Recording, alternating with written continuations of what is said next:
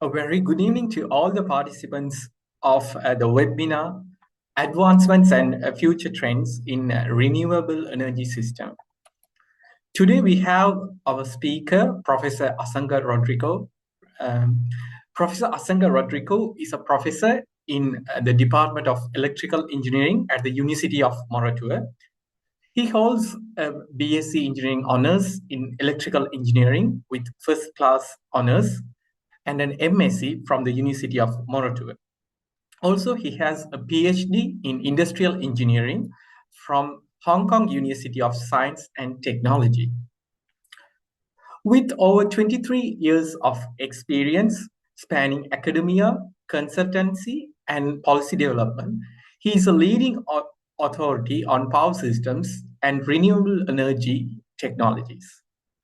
From 2019 to 2021, he served as the Director General of Sri Lanka Sustainable Energy Authority, where he played a pivotal role in steering national energy policy and advancing renewable energy deployments.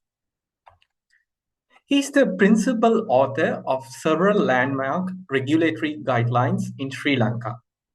His extensive consultancy portfolio includes significant projects such as the Colombo Lotus Tower, Grand Hyatt Colombo, various national data centers, and several renewable energy initiatives.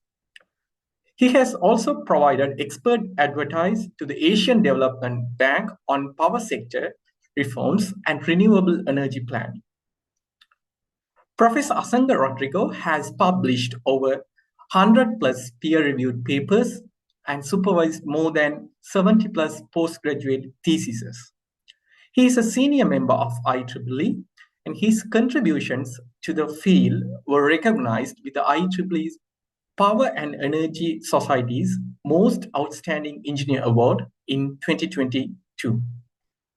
IIT Young Professionals Sri Lanka Network warmly welcomes Professor Asanga Rodrigo to conduct this webinar. Over to you, Professor.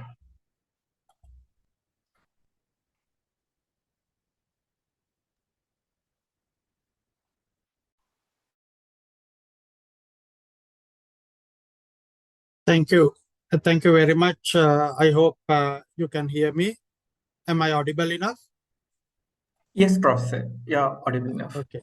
Yes. Right. First of all, thank you very much for the IET Younger Professional section for inviting me to deliver this short the guest lecture. So today, regarding this advancement and future trends in renewable energy, so that for all these young professionals in industry, so that thank you very much for inviting me. It's a great honor to me to deliver this small guest lecture. So now in today's the webinar, what I'm basically going to cover is what type of trend is there in the renewable energy sector, and also as a young professionals in industry, so that how you can adjust your career, and what are the sectors where you can explore and the study further, and the enter to the career path in the future. So that's the main idea why I am delivering this the basic lecture. But basically, I am mainly talking about the technology part, where what are the more advancement in the technology part in the renewable energy sector, where you can get some kind of a understanding about the how the world is moving ahead with the renewable energy energy sector.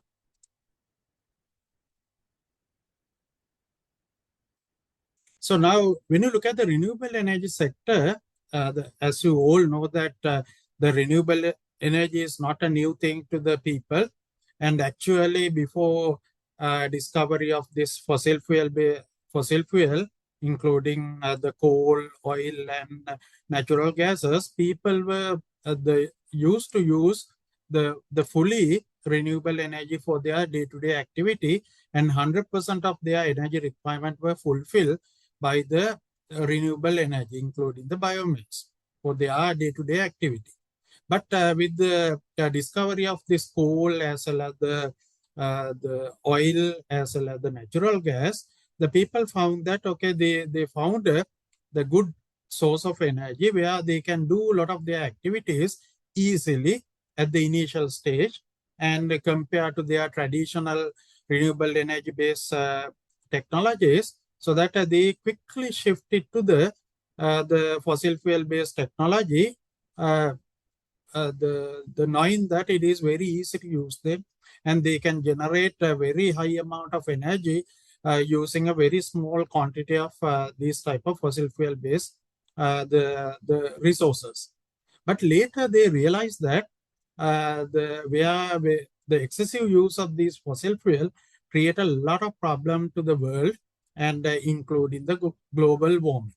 And the you can see now, if you look at the ratio between the non-renewable energy and the renewable energy, so that at the moment majority of our energy requirements are fulfilled by the non-renewable energy. It is more than 70%.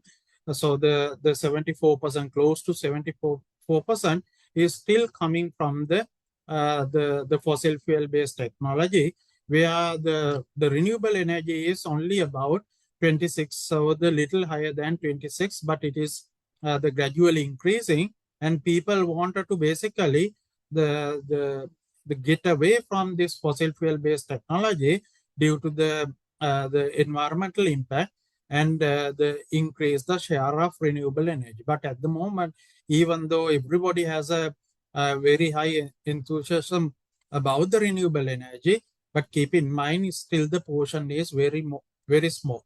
Out of that, so that if you look at this 26.2% of renewable energy, about the 15% or the little higher than the 15% is actually coming from the hydro, and the next highest is the wind, and then the solar, and then you have the other sources like the biomass and the geotechnical wave energy, and many other sources are there where the people are fulfilling their energy requirement. So this is the current status. So that if when you look at the renewable energy, so that the growth is very high. You can see, because the people wanted to get rid of this fossil fuel, which is now at the moment is more than 23%. So that will be gradually overtaken by the renewable energy as well as the other clean energy resources. So that in terms of the opportunity, so that there is a very high opportunity in the renewable energy sector. That's what at my first slide, what I want to highlight, because even though at the moment it is a small the percentage, it's a 1/4 of total energy requirement, but it is predicted that there will be a large growth in this sector, so that there will be a lot of opportunities in the future. Now, when you look at the IEA report in 2025, so that this is IEA report, International Energy Agency. That is the agency who is basically the monitor what type of activities are happening, and they are the one who are basically collecting information and the data and publishing every year. So the what type of situations are happening, and they are also predicting that what will be the situation in the future. So that if you look at that the report 2025 report, so that you can see, even though there is only the less than 25% of the energy requirement is fulfilled by the renewable energy, there is the high potential in the future, because of the trend in the worldwide, because it is expected that there will be a large amount of renewable energy deployment, and also the reduction in the fossil fuel based the technology in the future. You can see this the brown color, which is the coal, so that now almost all the countries basically the reducing their coal consumption, as well as they are planning to reduce the oil consumption, and also the replace those energy requirement by the renewable energy. You can see the out of those renewable energy, So that main focus is for the solar and wind. When you look at these two, you can see the wind and solar are the one which will be which will be basically the coming in the future, and also the other renewable energies, like the other renewable energy, and also the certain amount of nuclear, and even there can be certain amount of natural gases. Those type of things will be basically coming the certain amount, but you can see there is an exponential growth in the solar and wind energy sector. So that is the prediction as per the IEA report 2025.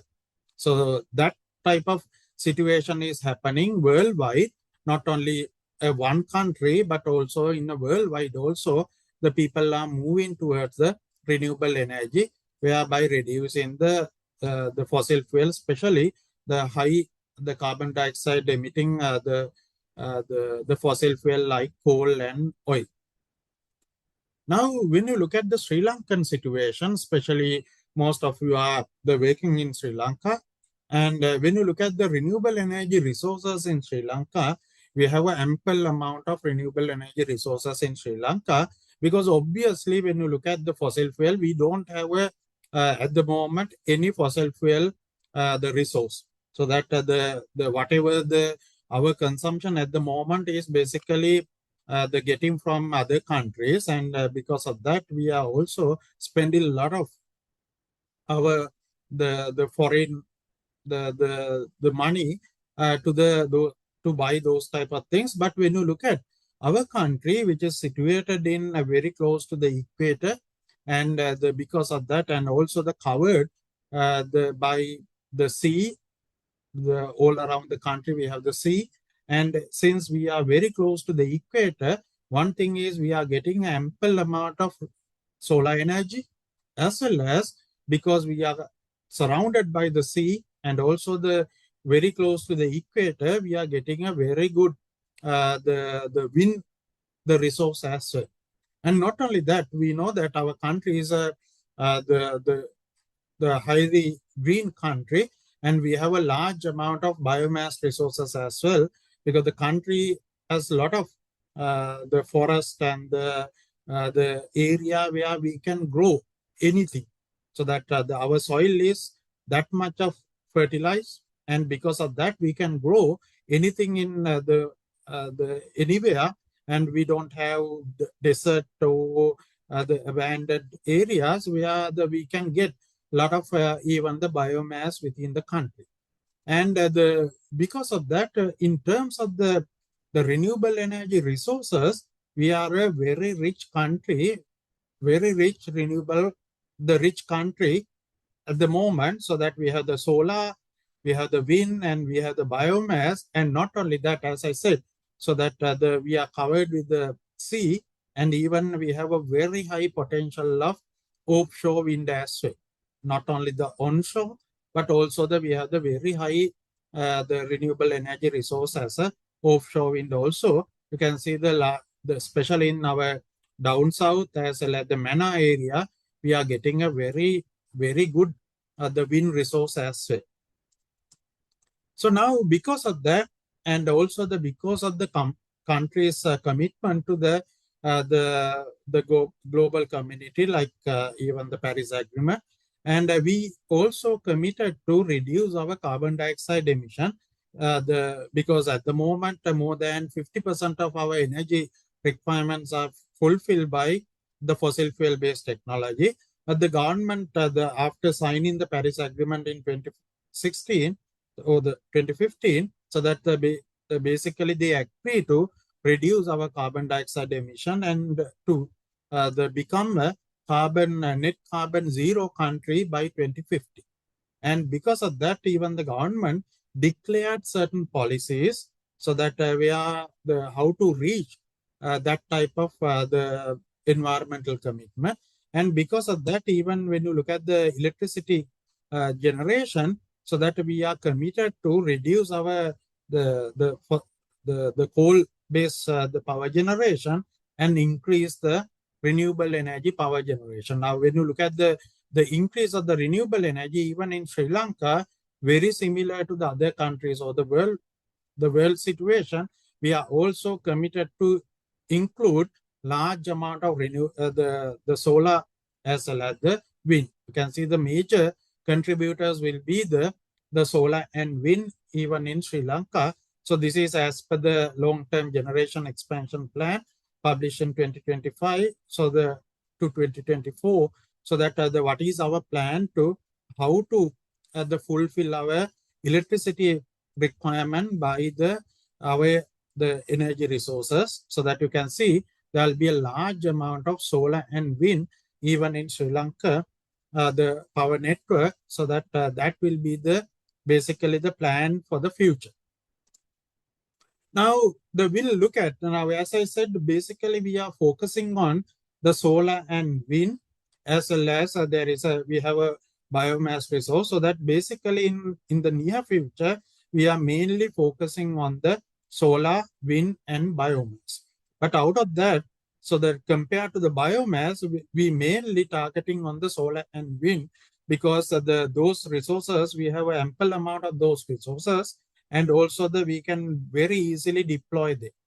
So let's look at one by one what type of developments are happening for the solar industry as well as the wind industry.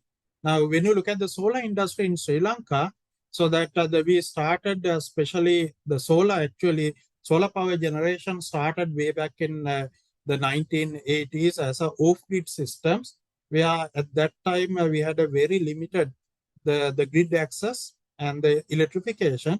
And because of that, a lot of the multilateral agencies supported us to the electrified certain rural communities by providing the off-grid solar systems. So that's how we started. But actually, the grid connection solar was started in the latter part of 2009, because of the introduction of the net metering system. And even though we started with the net metering, because at the initial stage there was no any financial benefit to the whoever who are going for the solar PV installation, and because of that there were very slow development in the solar industry in Sri Lanka. And then in 2015, so that when the government or our president went to the Paris Agreement and committed to this the reduce the carbon dioxide emission in Sri Lanka, so that at that time, in parallel to that one, even the country declared, introduced new scheme to accelerate the solar deployment. That's called at that time, that was came up as a Surya Bala Sangrama, or the battle for the solar, the putting target of the 200 megawatt by 2020 and the 1 gigawatt by 2025. So that in 2016 we had about 30 megawatt. So that in by having 30 megawatt, we set the target of 200 megawatt by 2020, saying that within a 4 years time period, target was to have something like 170 megawatt within 4 years. From 2009 to 2016, we could only achieve 30 megawatt. At that time, some people even argue that this is the crazy idea. We cannot achieve that much of solar, even though we have the target. But fortunately, in 2019, we could achieve this 200 megawatt of solar. And similarly, the second target was the 1 gigawatt or the 1000 megawatt by 2025. So then when we reach the 200 megawatt, then the next 5 years, we had to achieve something like another 800 megawatt. That was a huge target.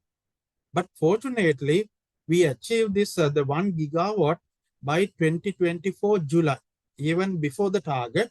The target was the end of 2025, but we reached it at the middle of 2024. We exceeded the 100 megawatt by 2024, the July. And even when you look at the 2024, so that in a single year we reach something like 615 megawatt of solar. And even in this year, now we are also going more than 600 megawatt of solar even in 2025.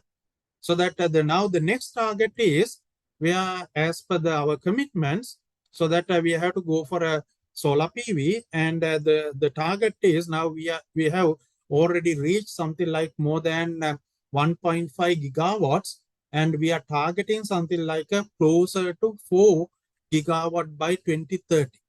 Now, at the moment, it's a 1.5 gigawatt of solar PV, and the target is to reach the 4 gigawatt by 2030. So that I will leave it for you, okay, whether we can reach to that level or not. So that as per the requirement, now even if we can achieve something like a 500 to the 400 to 500 megawatt per year, so that we can easily reach this target, so that it's not a very big target where we can, if you go ahead with the whatever the achievements that we had for this year and also the last year, we can easily achieve this the solar PV requirement by the end of 2030. Now I will explain a little bit about what are the advancement of the solar PV industry, so that if you look at like the 2010, whatever the technology we had, and compared to that one, now the technology has advanced drastically, and because of that, even achieving whatever the targets by 2030 will not be a problem. Why I am telling it? Because if you look at the solar PV industry at the beginning, so that it's started with this commercial level solar, the cell development in way back in 1954 at the Bell Lab of USA. At that time, the efficiency was something like a 4.5. But the now, when you look at the development of the solar PV cells, compared to that time, we have reached to something like a more than 23, 24 the percent the conversion efficiency in the solar PV cell. And still, okay, we have a long way to go, because at the moment, if we are getting 100% of solar energy to a certain area, let's say the 1 square meter area, so that means we are just the converting the 1/4 of that energy to the electricity. So other 2/4 is basically we are wasting, and that's why the people are doing a lot of research how to improve this efficiency value and get the maximum out of that, so that if we can get, because when you look at even in somewhere in early the 2010, so that at that time we were talking about something like 10%, 12% efficiency of solar PV. Now we are talking about 24%, 25% efficiency. So that we are, now the people are targeting at least to reach something like the 40%, 50% of efficiency, so that in the near future, so that then this achieving these targets will not be a big issue. So now when you look at this solar, the technology development, so that as I said in initial stage, so our efficiency was very very small conversion efficiency, but there were a lot of changes were happening in the solar industry, and in the 2014, the one company called REC, that is the solar the cell manufacturing company, they came up with a very nice idea, so that where they introduce what you call as a half-cut cells. So that what they have done is, now traditionally the people that produce this type of solar cell is a full cell, and what they have said is, okay, why not cut the cell into 2 half and improve the voltage, and also cut the entire module into a 2 half and reduce the current flowing through the cell. So what they have done is, you can see, they have done two things. One is cut the cell into 2 half, and cut the module or the panel into 2 half, so that because of that, what will happen is, now if we are getting both cells are getting high current, now here the cell, this the one cell will get half a eye, because the half a eye will go in this way and other half a eye will go in that way. And because of that, by reducing the current, so that they could reduce the power losses inside the cell. So that improved the efficiency drastically. And because of that, they put a patent, and they kept the patent for the patent right for a 3 years time period.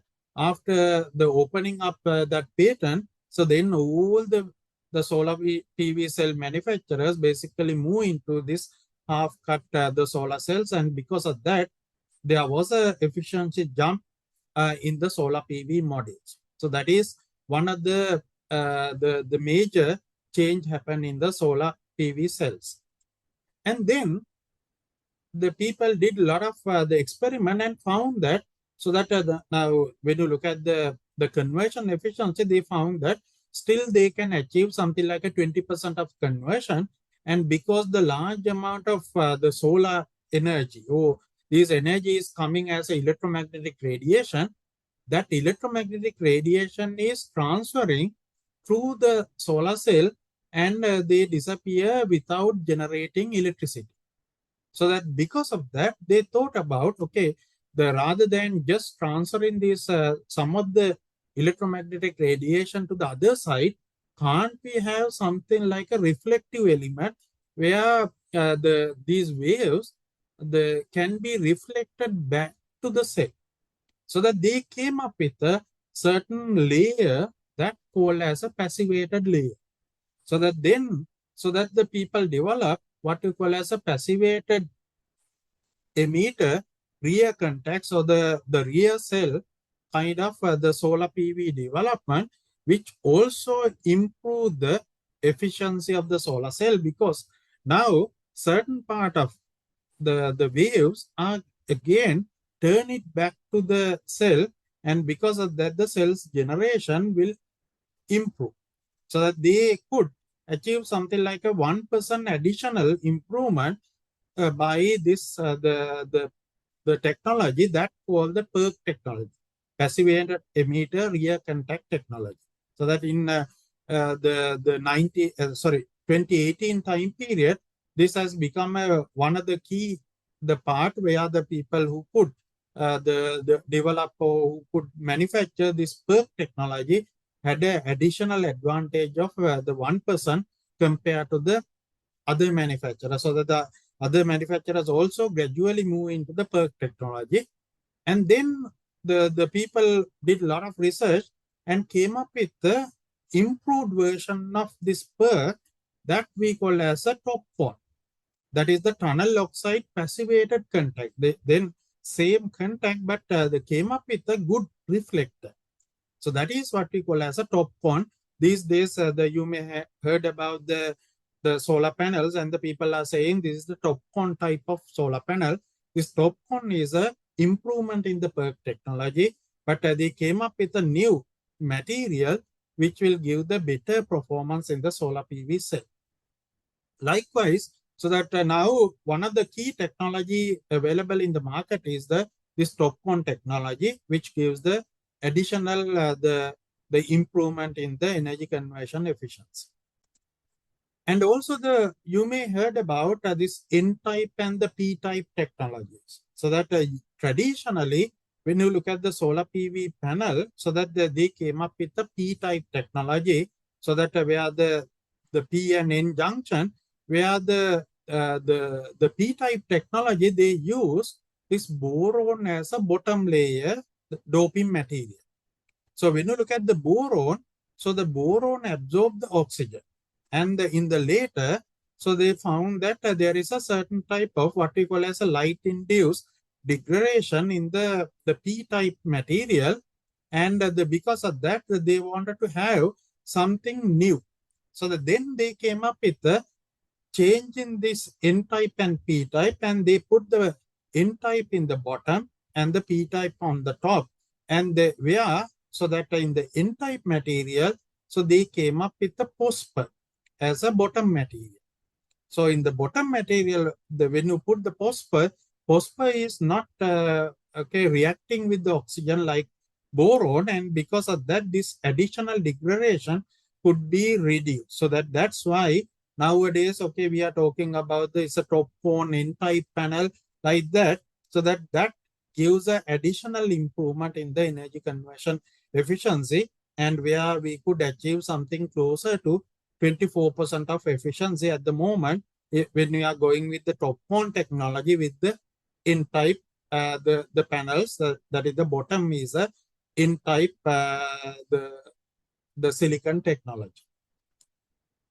Not only that, now there are a lot of R&Ds are going on in the various part of the world, and they are trying to come up with the higher conversion efficiency. Now, as I said, now when you take the 100% of the energy coming into a solar panel, so that we could only the convert something like a 25%. So that then because there are a certain amount of energy, because what will happen is if you take a PN junction, so that there is a certain band gap, and the whatever the energy coming into the cell, so there should be a minimum energy amount to convert this electrons from the valence band to the conduction band.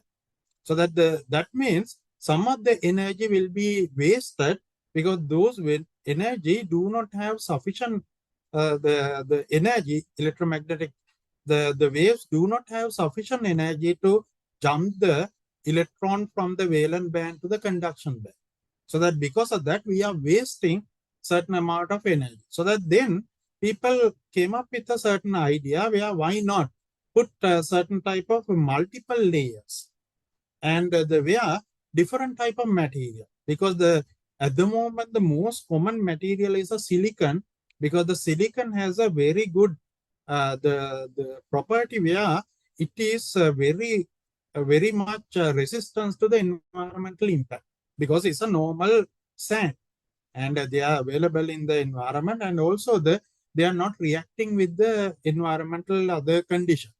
But the people tried different type of material, but one of the key issue was because some of the material, even though they can convert electromagnetic radiation to the energy, so we cannot keep them for a longer time period in the environment, so that there are certain degradation. And because of that, so they came up with a certain type of layered type of arrangement. That is what we call as a heterojunction technology, and where you can have a multiple layers, top layer with the amorphous silicon, and the middle layer with the monocrystalline silicon, and then the last layer, the bottom layer, has a thin film technology. So then, they will convert different type of electromagnetic radiation, different wavelengths, and then ultimately altogether will give a higher efficiency value, higher conversion efficiency. Likewise, people tried different ways to how to improve the efficiency value, so that this heterojunction technology is found as one of the leading technology where we can convert this efficiency, the solar energy to the electricity at a much higher efficiency, something like even the more than the 23%. Then similarly, there were some group tried this heterojunction. Some group tried with what we call as a back contacts. In the back contacts, even when you look at these type of technology, where you can see that you have the contacts, so the electrodes on the top part and the bottom part. And due to this electrodes in the top part, so when the solar energy comes in, certain parts are obstructed by these the contacts in the top part. So then people did the research, can't we put it in the back side, so that the entire the cell will get the solar energy, so that even the whatever the minor the shadowing will not be happening. So that then people came up with a technology called the integrated back contact technology. So that where you can see in that one, the entire cell is there, and your PN, so the junction were adjusted to the back side. So that because of that, whatever the electromagnetic radiation comes in, so that there will be a higher the conversion efficiency. Likewise, okay, the people came up with so many different type of things where even the multi-junction or the tandem technology, different type of materials were used to come up with a higher efficiency value, so that where we can get the whatever the maximum energy conversion by using different type of material. Not only that, even as I said, people try to even when they have the contacts, try to reduce the size of the contacts and the reduce the losses inside the cell. They try to have a multiple bus bars rather than having a smaller number of bus bars. Like in early days, if you look at the solar cell, we had these type of the ribbon bus bars, but a very small number, like a 5 or 6. But then people improve the efficiency by having a smaller but the larger number of bus bars, so that the conversion, the whatever the converted energy can be taken easily, the reducing the losses, internal losses, like that, so that reduces internal series resistance value, so that they came up with these type of even minor improvement. And even in between the cells, so that there is a certain gap, and they try to reduce the gap, so that earlier the usually before the starting with this laser cutting, so that there were something like a 2 mm gap, and due to the advancement of the laser cutting, now they are keeping the cells something like even lesser than 0.5 mm gaps, like that. And also when they are laying the cells, so that even they had certain type of the overlapping structure, so that even to avoid the any the unused area, so that then the maximum energy will be converted to the electricity. Likewise, so many new techniques were adopted for the the PV industry, so that to improve the efficiency value. And because of that, people came up with different technologies. And you can see when you look at the poly PERC technology, polycrystalline PERC technology, the efficiency is something like the 17%. And when you go to the PERC technology, they could increase it to something like the 19%. And then if you go, these are the full cell and the half cut, so that they could improve it to 20%. Likewise, they came up with the PERC technology and even the top cone technology.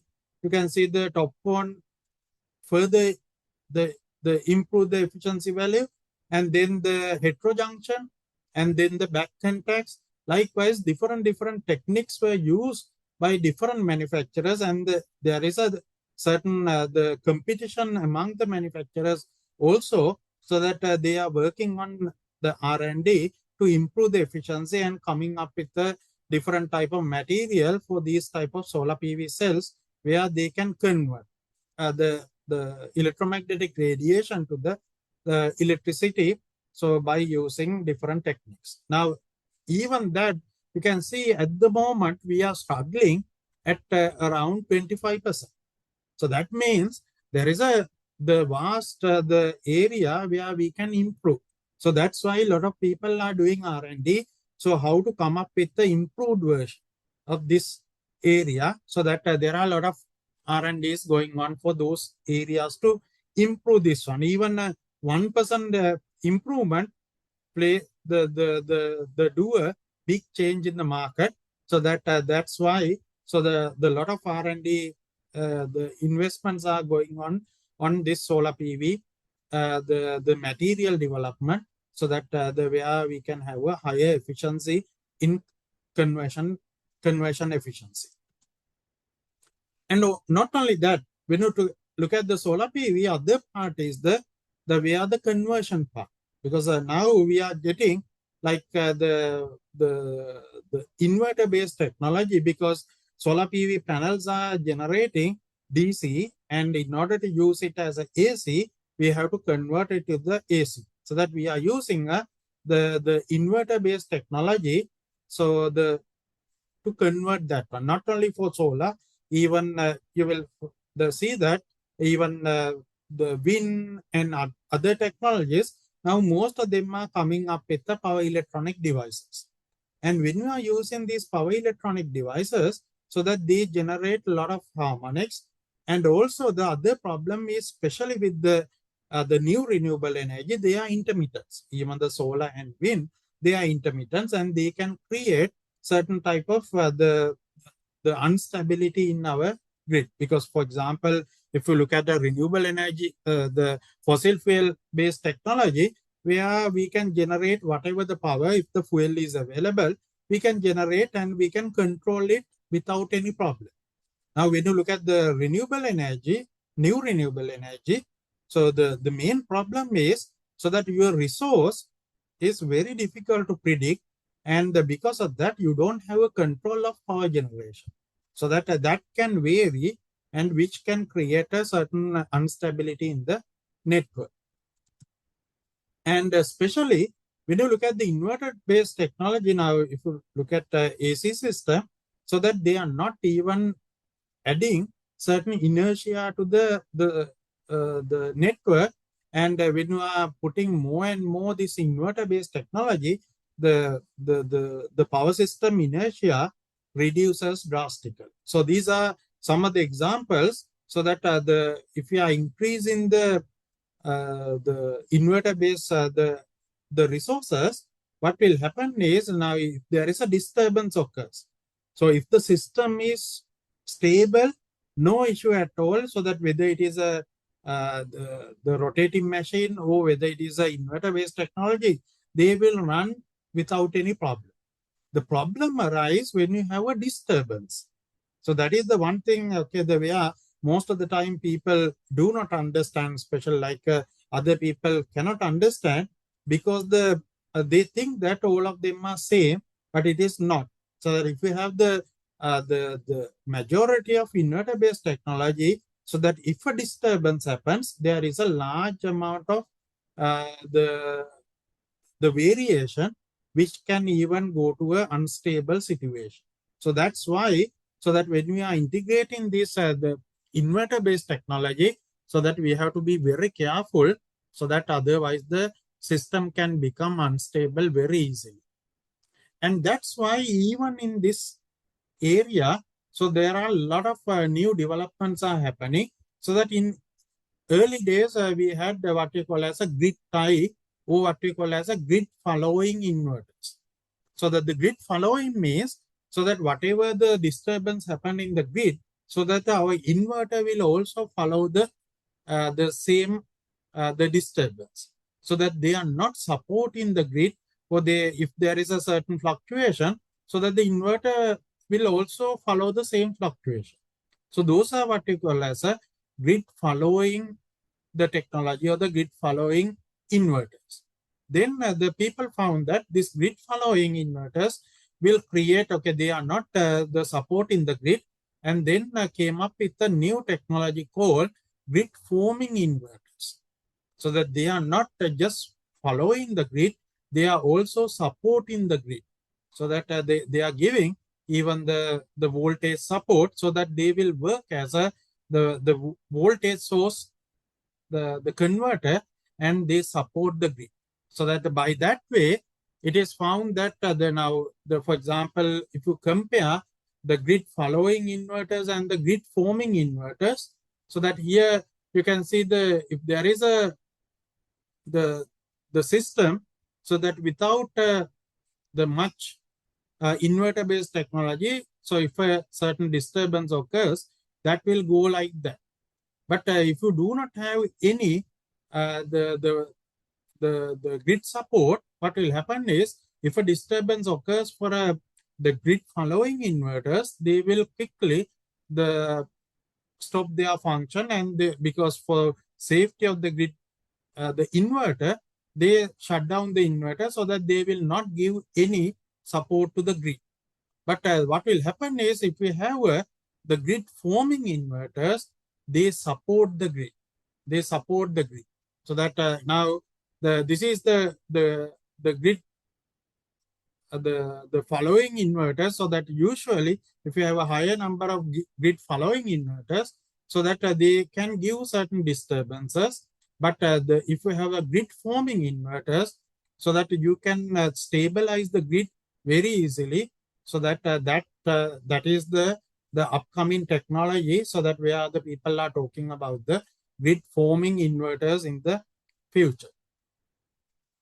And also the not only that, even for the inverters, so that traditionally, even when you look at the Sri Lankan situation, we generally inject the active power. And because of that, there is no any voltage control by the inverter.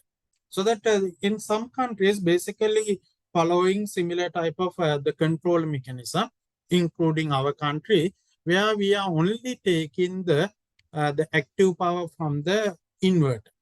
But now the technology is getting advanced, and because of that, not only the active power, even we can give the reactive power, either inject the reactive power or absorb the reactive power, so that even the voltage, even the under voltage situation or the over voltage situation can be managed by the inverter as well.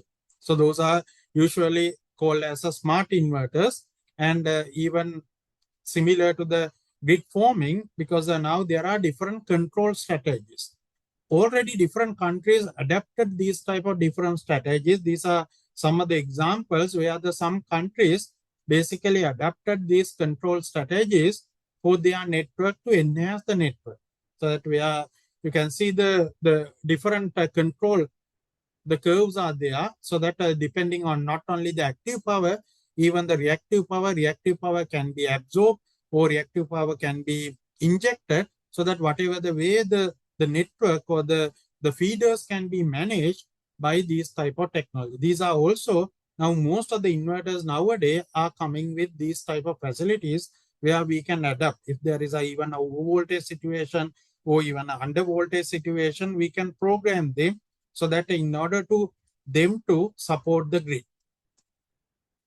And also not only that, when you look at this, the converters nowadays, so they are coming both the unidirectional as well as the earlier we were used to use unidirectional converters, but now they are coming as even bidirectional converters, even with the lot of even EVs and the solar PV and the lot of different type of requirements are coming in. Even the people are putting battery banks, so that what will happen is, rather than having a unidirectional converters, now there is a technology coming in as a bidirectional. Even when you look at this nowadays cars, they are coming with a V2G facility, that is the vehicle to grid facility or vehicle to home facility, and the many options are there where we can use them as a supportive the part of the grid, so that when we are integrating this renewable energy,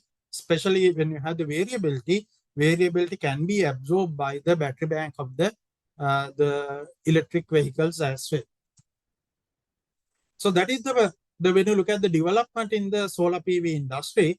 Similarly, when you look at the wind energy, so that there is a huge development happening in the wind industry as well. So that if you look at the beginning of the Sri Lankan wind development, if you go to Putlam area, you can see the wind turbine sizes were something like 700 kilowatt or 800 or the megawatt, those type of things. But nowadays, we are talking about even the 6 megawatt, 9 megawatt, or even a 13 megawatt or 15 megawatt, those type of huge the wind turbines, so that in a one location, you can generate even something like a 12 megawatt.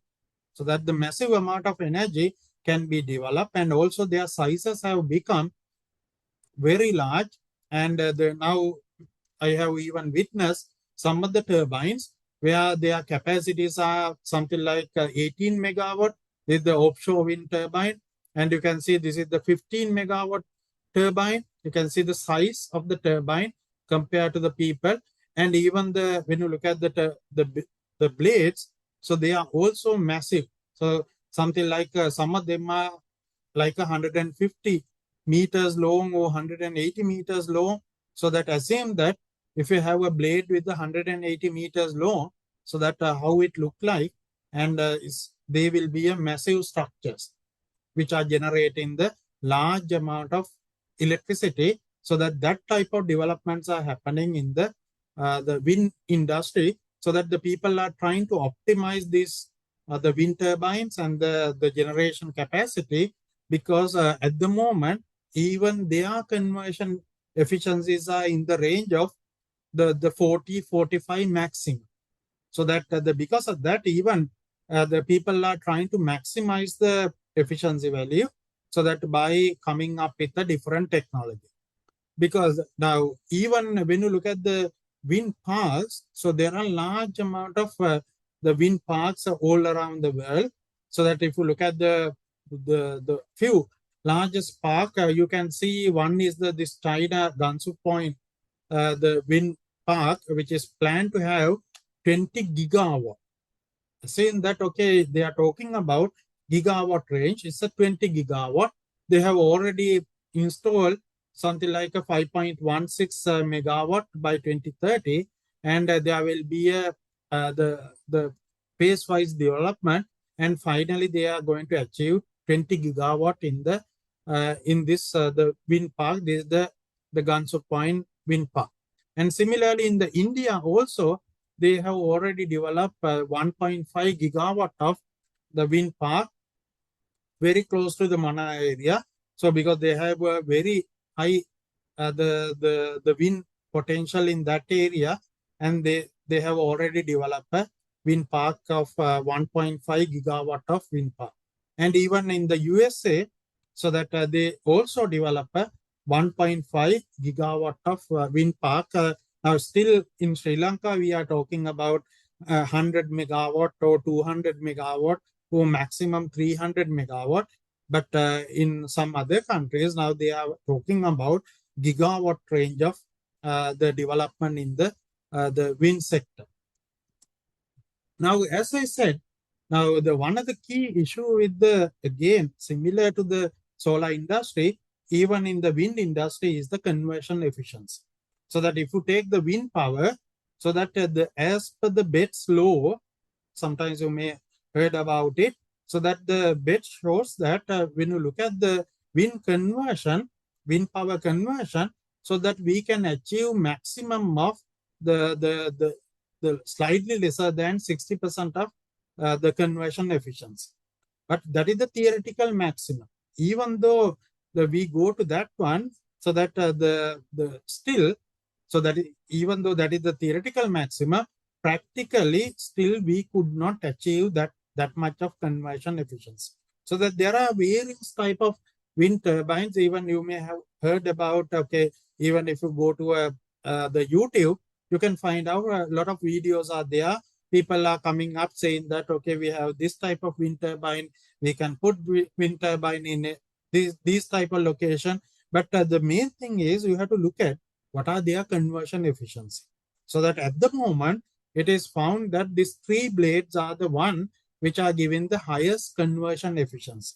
That's why most of the commercial level development, people are going for a 3-blade, but even with the 3-blade shape and their dimensions and the technology, even the conversion efficiency of the turbine and the generators, okay, the people are doing a lot of research how to come up with the highest conversion efficiency.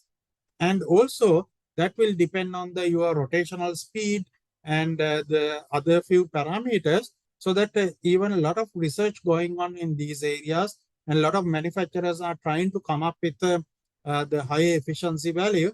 So, but still we are in the range of 45%, where there is a large margin where we can achieve, but the people are working on those areas as well.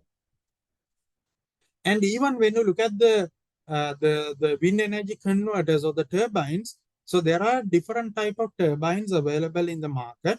So that there are variable speed turbines as well as the fixed speed turbine. Usually fixed speed turbines are used for a small machineries, but in the large machineries, usually we go for the variable speed turbine. But when you look at the variable speed, there are even direct drive. So that usually coming with the gearbox, or even there are direct drives, so that the indirect drives as well as the direct drives. Direct drives are without gearbox. So that likewise, because even in the gearbox, there will be a certain conversion losses, and people are now moving towards for a direct drives where the conversion efficiency will be much higher compared to the traditional technology. Now, when you look at the indirect drives, there are even round rotor synchronous generators. Usually, generators can be synchronous generators or induction generators.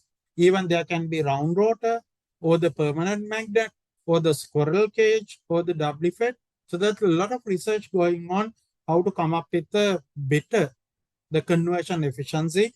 So in these technologies. And similarly, so there are direct drives. So that it's a back-to-back converters. So that even with the round rotor synchronous generators or the permanent magnetic synchronous generators are there where we can have the much higher controllability, better conversion, and even the frequency controlling. So a lot of things are achieved by these new development. Now, just to give you some idea about these type of different technology, you can see this is like the squirrel cage induction generator, like a fixed speed type of machinery. So that usually you are getting a gearbox and the asynchronous generator or the induction generator, and then it will be directly converting and the directly giving the power to the transformer. That was somewhat older technology.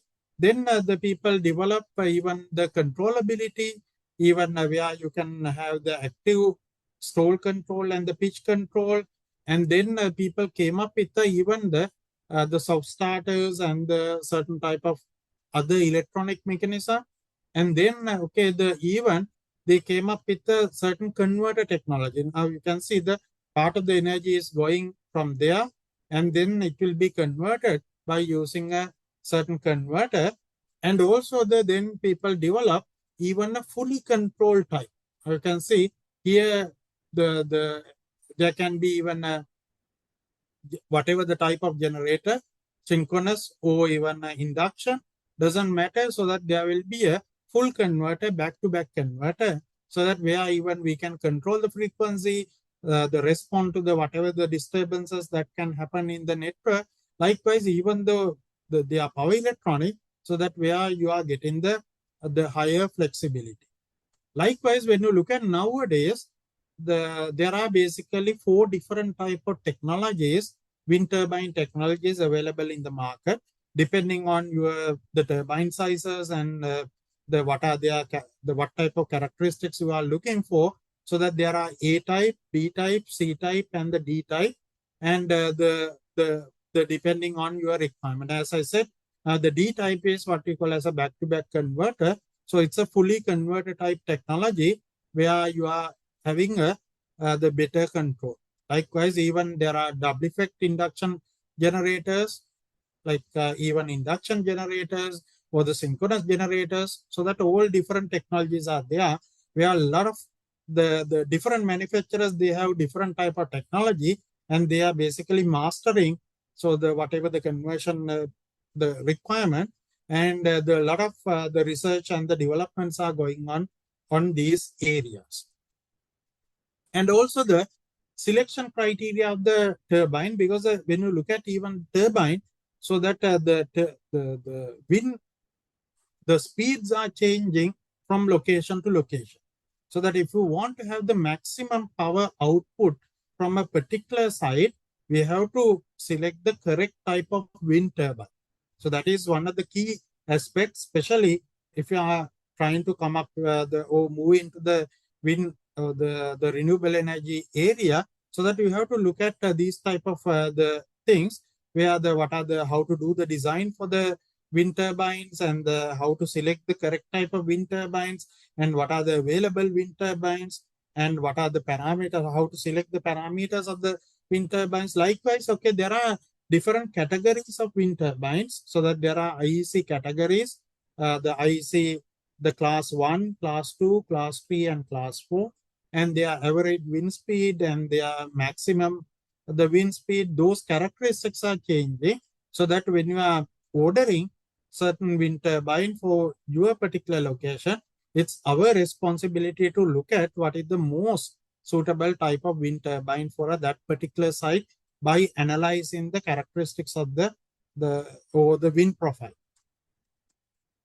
And also there is a technique now when you are positioning these wind turbines, there is a technique called microsighting. So that is also the very the demanding area, so that as a young professionals you can look for where, so that usually what will happen is if you have a one turbine, so that when the turbine is generating power, obviously for it's the downward side, that will create a certain turbulence. Now, if you have a second turbine here, now you can see, so that the second turbine is getting the wind with the turbulence. And because of that, its power generation can reduce. And because of that, in order to optimize the size, so that you have to position the turbines such a way that it will reduce this, what you call as a wake losses. The wake loss is one turbine can create the loss to the other turbine. And this is very critical because when you look at, if the wind flow is happening only for one direction, you can manage it without any problem. But assume that if you take any location, you can see in the one season, the wind can come in this way. Another season, wind can go in the other way, some other direction. Likewise, so that the wind flow pattern is not constant. And because of that, you have to look at, so how to optimize this one. So that then again, there are a lot of software and the new developments are there, so that where we can do the microsighting, so that which can give the lowest wake losses, so that there are a lot of commercially available software. So if you are mastering them, so that then you will get a very good opportunity where you can go for a renewable energy design team and come up with a certain type of design. Even in Sri Lanka, so there is a huge potential for the solar PV development in this area. Okay, there is a huge potential for this microsighting and the designing the site for the any given site, so that analyzing the wind data and coming up with the proper selection and the proper microsighting is a good area where you can look for. And that is also okay the another area. And the similarly now, especially when you are integrating the renewable energy, the main problem is, as I said, the intermittent nature of the renewable energy. And because of that, you need to have certain type of the storage devices and the grid supporting devices, so that even if there is a variation in the power output, so that should be damped out and give a certain the constant or near constant power out. So that you need to have a certain storage devices when we are integrating large amount of renewable energy. So that because of that, there are various technology now. If you look at these type of the storage, so that the storages we are using for different type of usages, and especially for the frequency controlling.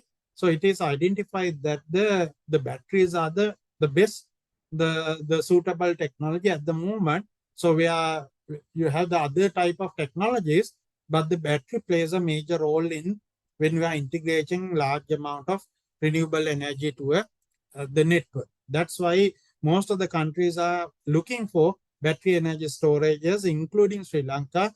You may heard about, okay, the CB already put a tender for 160 megawatt of battery energy storages for a 10 megawatt into 16 places, and also for the frequency controlling 100 megawatt into 100 megawatt hour frequency controlling the battery energy storage.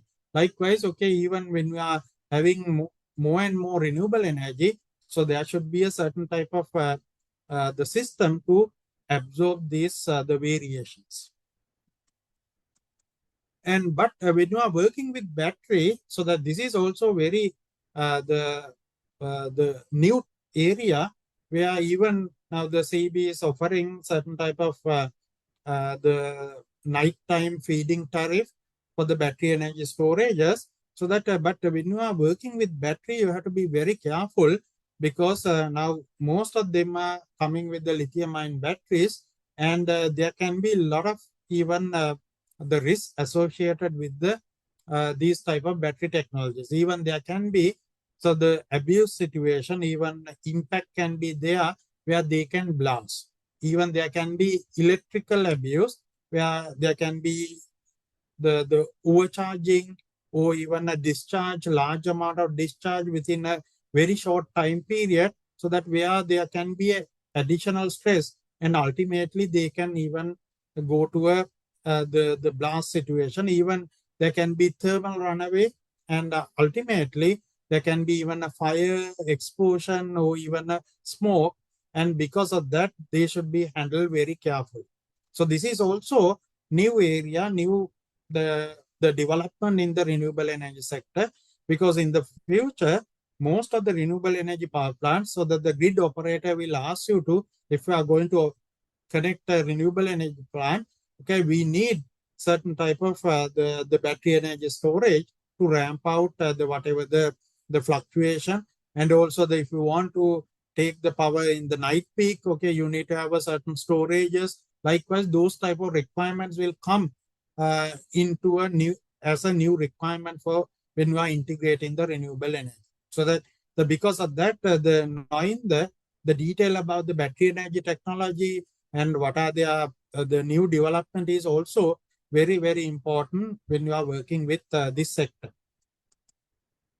And because now when you look at this battery energy technology, so there are a lot of reported damages or the reported accidents, so that what you can do is you can study those type of things and come up with, okay, what type of why those type of damages were happen, and what are the root cause of those damages, and when you are designing your system you can avoid those type of things. So these type of reports are also available in the usually in the internet, so that we are, if you are planning to move into this renewable energy sector, so that I encourage you to look at these type of things as well, so that then you can enhance your knowledge on this battery energy technologies as well. And also that there are a lot of new developments are happening even for the new standards, so that the lot of new standards are coming in, so that when you are integrating renewable energy with the battery energy storages, there are a lot of even IEC standard and the UL standard and the Australian standard. No matter the whatever the country you are planning to work, so that you should be thorough with these type of new standards and what are their requirements, so that when you are even the procuring these equipment, you can procure with, okay, the correct type of equipment. So these are very, very important. I have just highlighted few such the standard which are newly developed, so that we are you can also go through them and get some kind of an idea about what are these new developments.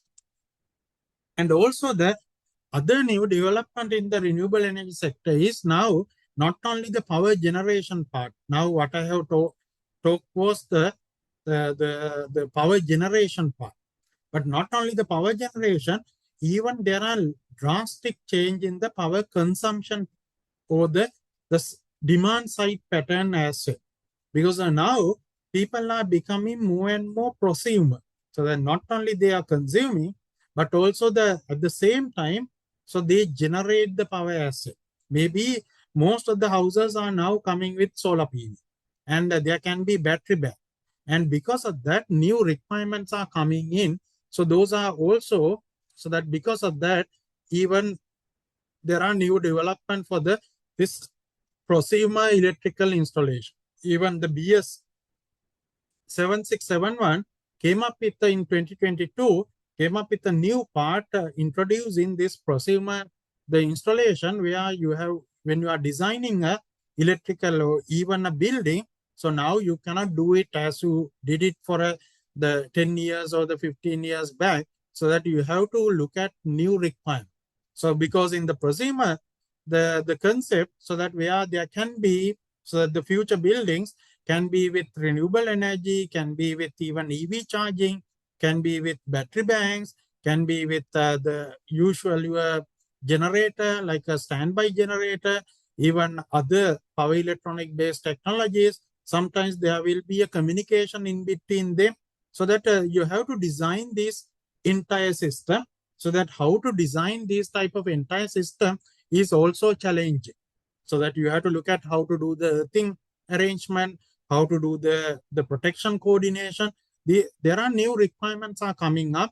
So that's why you have to upgrade your knowledge on uh, the how to integrate these type of thing to the single location, so that there are you cannot do it as you want, so that where you have to follow certain standard. So these are also new developments that are happening in the renewable energy sector. Now, when you look at the renewable energy, mostly so that we are getting an intermittent renewable energy, and also most of them are inverter-based resources. So if you look at the inverter-based resources, integration is not a new thing. So that, as I said, you can learn a lot of things so that from the other countries. So these are some of the countries, even there are small networks where they have, some of them have already gone for a 100% renewable energy integration. There are certain the large the networks, so that where they have gone for a even the inverter based the resource integration. These are some of the countries which I could find, so that where they have gone for a inverter based renewable energy integration. Some of them are even gone more than 50%, 70%. You can see these are not new. So that because of that, even if we are going to study about this, how to do the renewable energy integration, so that you can get a lot of knowledge from these type of countries, how they have deployed this inverter-based renewable energy for their the grid connections. Now, the few things about the Sri Lanka. Now, you have to understand that when you look at the Sri Lanka, compared to many European countries, even the country is small.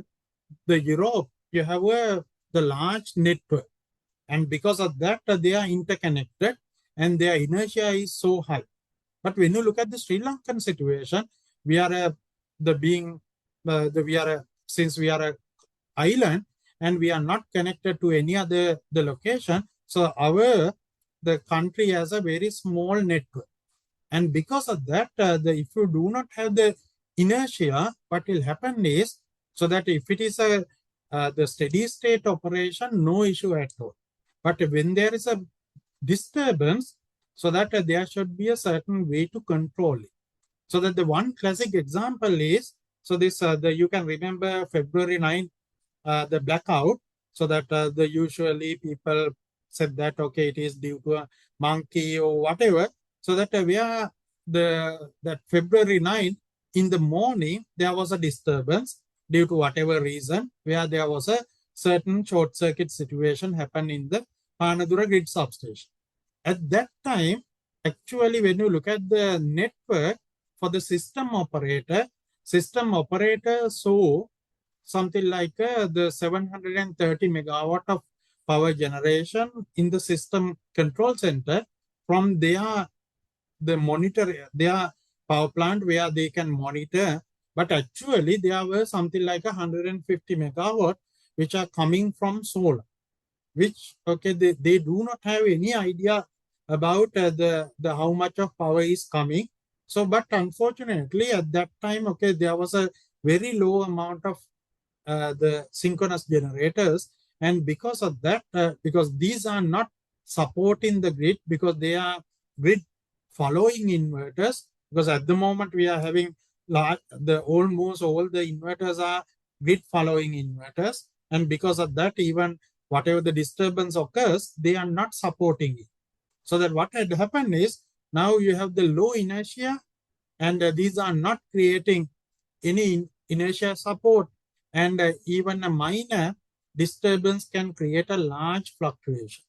And what had happened is, so that during this particular day, there was a certain short circuit situation happened due to monkey initiated or whatever.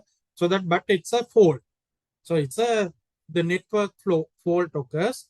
But when the network fault occurs, you know that if there is a ground fault, what will happen is there is a voltage drop in the network.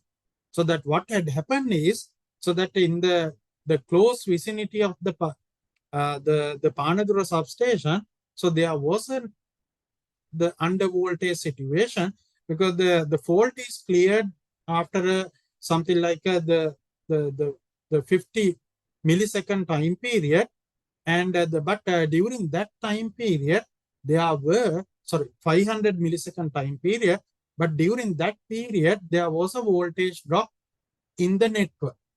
So that due to this voltage drop, what had happened is, because now at the moment, when you look at all our inverters are basically set up to a certain under voltage tripping. And when they pick this under voltage situation, inverters were tripped due to this under voltage situation.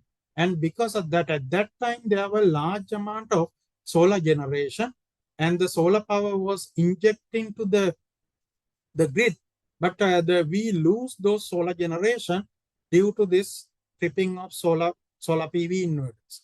And due to that one, now what had happened is, okay, there was a certain type of situation where there was even under frequency load shedding scheme was activated, and when they were cutting off the feeders, those feeders also had solar PV. And because of that, they cut the power generation as well. So that because of that, we had a deficit of generation.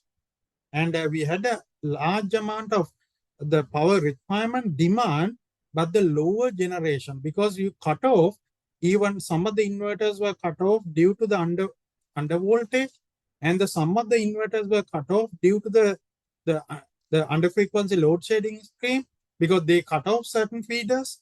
And then what had happened was, so that our frequency dropped gradually. So it's you can see that it's not the single instance, so that gradually the frequency was dropped, and due to that one, so that our other power plants, including the Noracholi, pick that frequency, under frequency situation, and they trip off due to the under frequency situation, and finally create a total blackout in the country.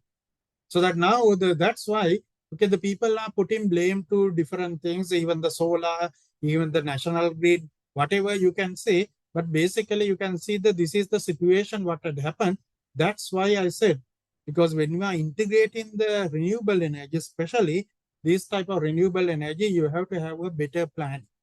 So that if you do not integrate them without a plan, so that you can have a lot of disturbances. So that's why now, so after realizing this situation, so that the utility is trying to correct this situation, and they have to look at even this the protection schemes, what are their protection settings, and whether they are the best protection settings, and also if there is this type of situation, how to manage the network. And that's why even you can those who are working in industry, sometimes you are aware that even the CEB issued certain circulars saying that your inverter should have the different type of capabilities, saying that you have to strictly follow those the requirement, because in order to avoid this type of situation in the future, because these are very, very important. So that's why the people who are trying to enter to this market, and also the trying to work in this area, you need to have a certain very good understanding about so how the network is operating, so that rather than just the integrating the renewable energy, you have to consciously look at how to integrate them, and then what type of problems there can be, and based on that you have to integrate the renewable energy. If you do it well, so that you can manage the network without any problem. And as I said, because now there are a lot of countries who have already gone for even more than 70%, more than even some of them achieved 100% renewable energy integration, even with the large amount of inverter-based technology. So where they are not supporting the inertia, and there can be large amount of even intermittent the renewable resources, so that even when you look at our country or many other countries, basically that's why people are looking for, they have to go for this type of renewable energy, but also you need to have a certain type of grid support as well, so that you cannot blindly connect the renewable energy to the grid, so that where you have to enhance the grid as well. And also the enhancing means even you have to have the frequency control and the automatic controlling mechanism, because at the moment you cannot do these type of, because this fast responding that cannot be done manual, so that they should be automated, so that you need to have a automated network, otherwise that you cannot achieve this renewable energy integration. But keep in mind that, okay, because now the future is a renewable energy, because all the countries now committed to reduce their fossil fuel based the power generation, including Sri Lanka. And because there is a large amount of environmental impact, and also now even if you look at most of the multilateral companies, they declared that they are not going to support any fossil fuel based technology unless otherwise there is a specific requirement. Otherwise, okay, because they are only supporting the green technology, so that in the future will be the green technology, so that that's why the good knowledge in this area is very, very important. Those who are as a young professionals who are going to enter or who are working in the sector, you can enter to this area, and you can benefit the largely in this area by the enter into this area. So that with that note, so that all these are basically to have a sustainable future, because it is found that if you move forward with this type of the fossil fuel consumption, so that probably we will have a world where in the future generation will face a big problem, so that we are with the global temperature rise, and also the many other problems can arise, so that it's our responsibility to react those type of things in a conscious manner, so that if you go like that, we can have a sustainable future. Thank you very much for the listening. So that over to you, I think. Thank you, Professor Asanka, for your wonderful explanation and guest lecture on the renewable energies. So you explained about the environmental policies and being Sri Lanka near to equator, how we can utilize especially the solar energy and also the wind energy in Sri Lanka. You said interesting facts that Sri Lanka would be able to generate 4 gigawatts by 2030 only using solar PV. So it was an interesting fact. So the guest lecture provided us with lots of information.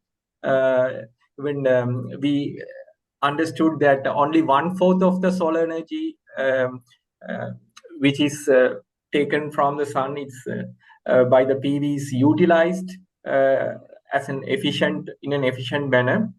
Also, the interesting facts about TopCon solar PV cells that are in the industry. Also, we learned about the N-type back contact.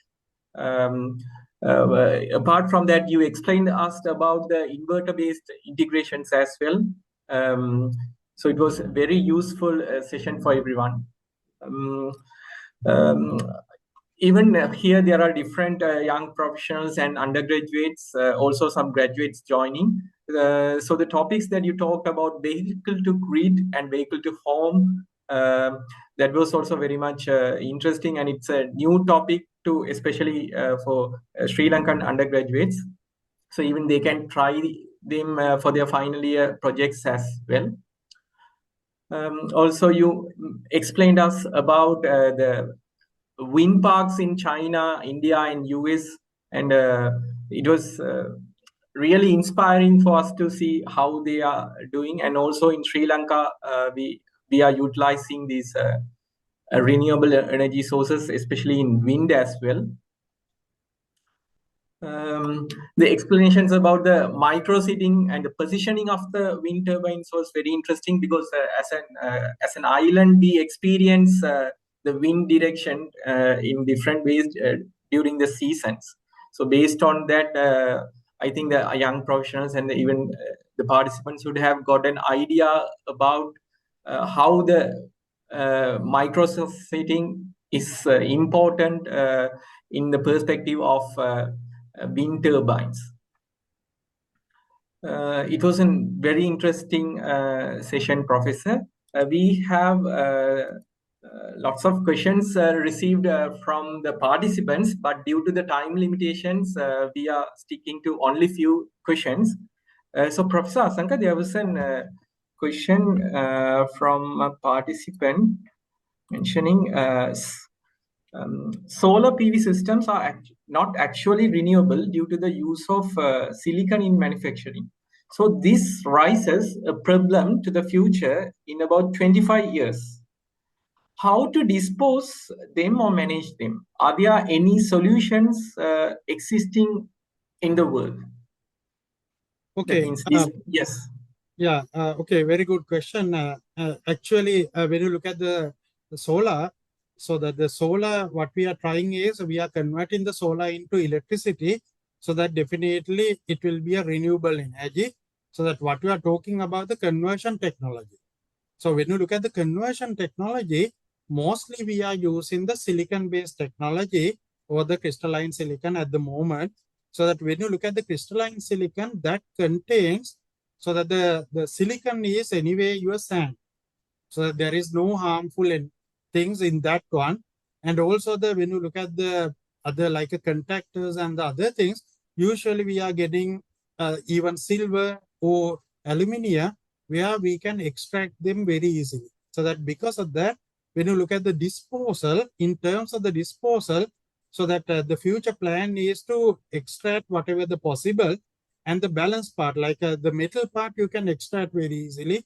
And even there will be a minority amount of doping material. Even we can extract the doping material, then the rest will be the just again the silicon.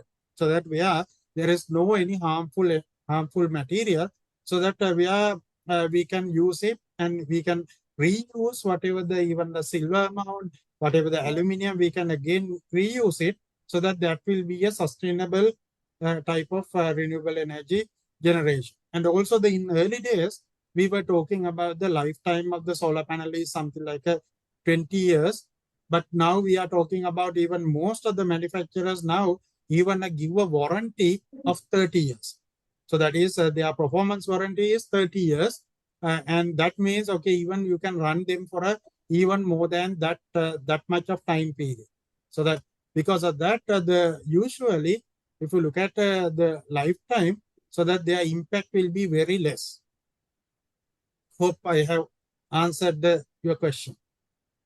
Yes, Professor Asanka. Yes, that was a very good answer, and it would be clear for the participant as well. I'd like to take another one interesting question. What technical changes do you propose to the national grid in order to accommodate rooftop solar in general? It's a question, general Yeah, question. it is also a very practical question. So that now, when you look at the rooftop solar now, these days, okay, there is a temporary certain type of ban or certain type of restriction for the solar PV integration because of the issue we face in February 9, and also because we have large amount of solar, so the daytime solar generation is sometimes even goes more than our power demand. So if you have a solar generation more than the demand, so that then the network operator will face a problem. So that's why immediately they plan to go for a certain the battery energy storage to store them and use it in the night time. So that those type of things, even the solar PV, as I said, there can be they are intermittent, and because of that, you need to have a frequency control, certain type of support as well in the network. And those are some of the things already utility CEB has already taken certain step to mitigate those type of issues we have already identified. And the other things are uh, because most of the times when you look at even the developers are coming and proposing the plan, but the grid integration part is the lacking. So yeah, even the utility or the government should spend money for the grid integration, where we have to digitalize the grid, because at the moment, even when you look at the rooftop solar, so that even the grid operator doesn't know how much of the rooftop solar is generated. So there is no any mechanism to the monitor the how much of solar is generated. So that because of that, when they are planning their other power plant, so they face, okay, they are in the dark. So that they are just doing their operation in dark, because they don't have now the massive amount of the solar rooftops are coming in, but they don't have a monitoring mechanism. So that because of that, our network should be upgraded, where we need to have a certain monitoring mechanism, and where even we have to have a localized controlling mechanisms, such a way that the whatever the disturbance, whatever the operation, should be managed in local manner, and then even in the whatever the larger disturbance can be managed in the central level, so that we have to upgrade our network in a such a manner, so that we can have the automatic control. And also the even the metering infrastructure should be developed, and also the all the information should be taken to a certain the controlling or the central location, for them to visualize, okay, the what type of things are happening, how the power flows are happening. All those information at the moment we are in dark. And even though there are certain amount, I'm not saying we don't have anything. We have a certain things, but in order to go for the 70% of renewable energy, definitely we need to upgrade our network. Even the rooftop solar, you need to have a portal where all the whatever the power generation and the controlling of the solar PV, okay, there should be a certain control mechanism should be there. And also the even the voltage, the control, and even the reactive power, active power controlling should be managed, because at the moment it's just a active power injection. But in the future, we cannot go like that. So that where there should be a smart inverters, where there should be a from the central location, we have to monitor what are the requirements, and based on that, the power generation or the grid integration should be done. So those type of development should be happen in our network, so that in the near future. Thank you, Professor. Related to that, there was another question mentioned that in perspective of that means if all the houses in Sri Lanka have solar PV panels installed, then will it be possible to cater the demand only using solar energy? Now, obviously, we know that the solar generation is coming only from the daytime. So that definitely for the night time, you need to have something. Either you have to store the daytime generation and use it night time, or you need to have some others the resources as well. And even because the prediction is now when you look at the development of the even electricity, people first started with the individual level electricity generation. So that even if you look at this Thomas Alva Edison's in the power generation, so that that incandescent lamp and the generation, they started with the individual, like a localized level power generation and the usage. Then later people found that, so that is it is the expensive, and better to go with the economic of scale, have a better larger power plant, and the feed into the different customers.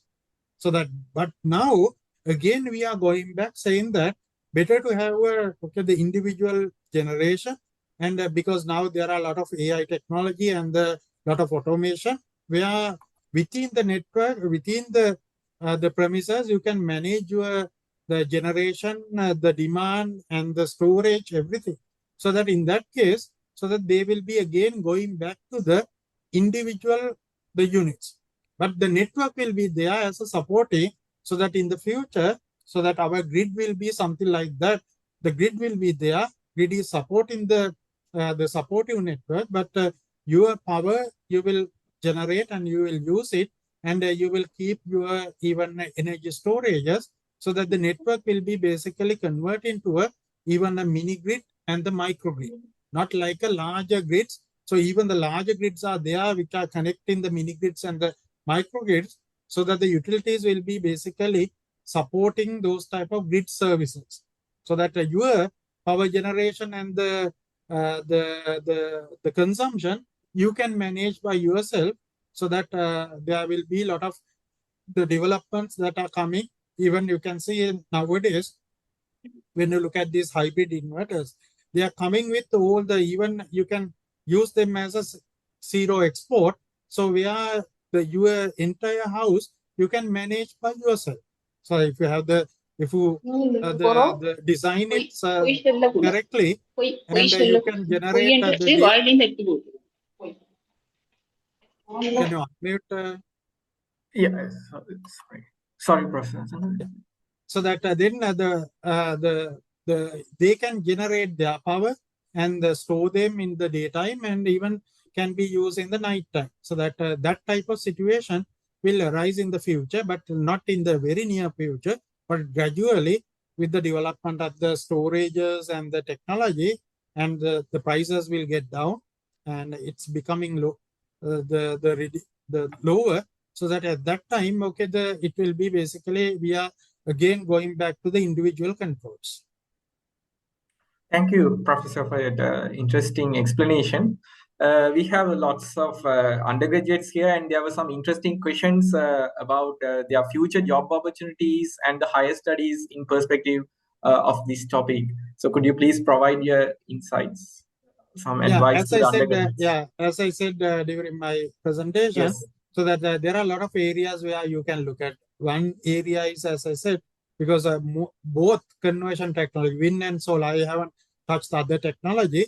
When you look at the wind and solar, still our conversion efficiencies are at a very low scale. So that's why the people are trying their level best to improve this one.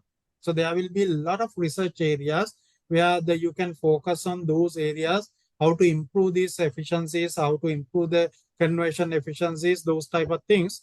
So the one area, and also the grid integration and the automation. So automating the grid, and there are a lot of areas where you can adapt the AI technology, because these predictions can be done in by using AI, and even there are a lot of the areas where you can work and then support, because obviously the human cannot operate these type of networks in the future, so that where you have to have an automated network. So that is also another area where you can focus on, where integrating or putting the AI is well known now, and to enhance your controllability and monitor how you can monitor the network, and then making the decision making can be done using the AI technology. Those are some of the areas where you can work, and also even the battery technology. So that now when you look at mostly we are talking about the lithium-ion battery, there are certain drawbacks in the lithium-ion batteries also. Because of that, the people are trying to come up with some type of improved technology. Even, for example, as I said, the abuses. So if an abuse occurs in a lithium-ion battery, so that there can be a lot of damages that can happen now. So that if you are putting a battery in your house, so it is something like you are putting a bomb inside your house. So if something goes wrong, even they can blast. So that's why the people are coming up with very stringent the standards, where when you are putting them, so that you have to check them whether they are complying with those requirements. And also in order to minimize the risk, you can look for some other alternatives. So what are those alternatives? These are some of the areas where you can look for, and even in those are the research areas, as I said. But definitely everywhere in the world, this renewable energy deployment is increasing. So that because of that, the people who are having now, for example, like even EMT studies, like the grid integration studies, there are very small amount of people. So even in the worldwide who can do even the PSCAD or the PSSC simulation, So that each and every integration in the future, you have to check whether what type of the impact will be there. So that for that, you need to have a large number of integration engineers where they should be able to look at how to do these integration, how to do the design correctly, and come up with the proper design. So those type of things, so that even solar, even the wind, or any other type of renewable energy, there will be a lot of opportunities in the future. Thank you very much for your valuable advice for the undergraduate students and also who would like to pursue their higher studies in future. Before moving into the final question, I would like to let you all know that IET Young Professionals Sri Lanka has a special membership discount for all the undergraduates, which will be ending by December. So within from today to December end, if you get the IET student membership, you will be only charged 15 GBP. That means 15 pounds, with this approximately 6,000 rupees, Sri Lankan rupees, for the whole duration of your course. Okay. Now in the chat, you can find that IET membership application form, students for Sri Lanka. So this is a special discount only applicable to Sri Lankan undergraduates. So please click the form and fill this form to get the discount. So you can't find this in the official IET website directly. You can only get this link through IET Young Professionals Sri Lanka. We will share this discount information through your all on-campus chairmans, so you can obtain the membership at this discounted rate, because we have lots of if you get the membership, you will definitely get lots of advantages, even coming to the evening forums, attending several events free of charge, and also there are special discounts when you publish your journals, and even there are some competitions where you can apply and get travel grants for the researchers. So like that, there are so many advantages. Hope we did some sessions about the membership benefits. So kindly fill the form and you can obtain the membership at a discounted rate. So Professor Asanka, before winding up, there is we got lots of questions. Anyway, I have to choose one more question, one final question. The CEB introduced a new tariff for BESS, but the rate of at the rate of 45 rupees and 80 cents does not provide a viable ROI, return on investment. Any tariff changes or schemes? Would you recommend any tariff changes to the new tariff base? Actually, because it's like a trial and error, so that they try to give a certain tariff and check whether what will be the response of the people, and so that probably, because even from the industry, so that they have highlighted that this tariff is a little bit low as an initial tariff. Usually what will happen is, even if you look at the solar PV development in the initial stage, where they give a higher tariff just to encourage people to go for those type of things, new technology. Since this is also new technology, even my feeling is better to give a little bit higher tariff, so that will create the certain the interest among the people. Otherwise, the people will not move into the those type of things. So at the moment, even I feel that okay, the given tariff is somewhat lower, so that will not attract that much of people. But only the advantage is those who are already covered the 7 years period, where they are having a low tariff, so that in the early stage the tariff, so that when you go with those type of existing customers who are now getting a lower tariff, so that they can look for the battery energy storage, and then they can feed in the night time. Even, for example, now this tariff is already open up for the ground mounted solar PV also, so that because of that, those who are having lower tariff, normal day tariff, so that they can store and feed in the night time. So there is a niche market like that, but that as you said, so that is not still very attractive to the majority of the people. So that because of the battery prices, but I know that the even the battery prices are getting drastically down. And if you look at even 10 megawatt solar PV tender, so that the prices that the people have quoted is very, very interesting.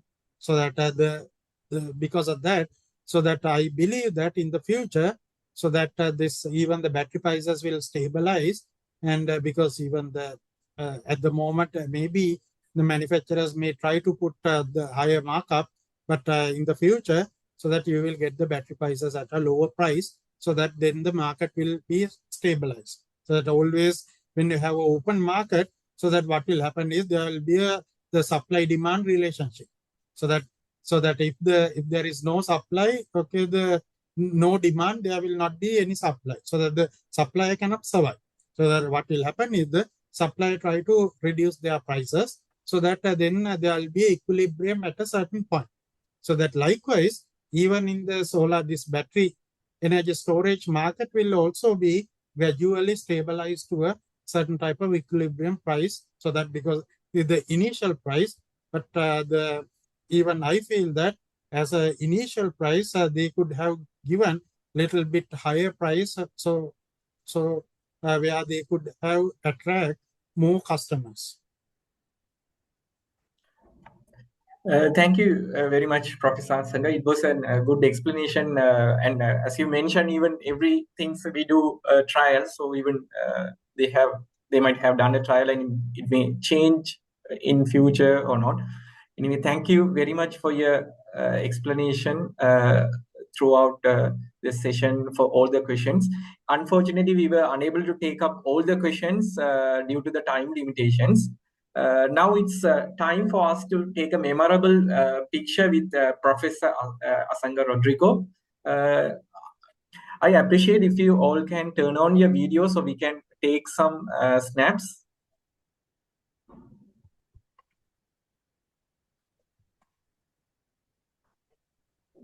Those who can kindly switch on your videos.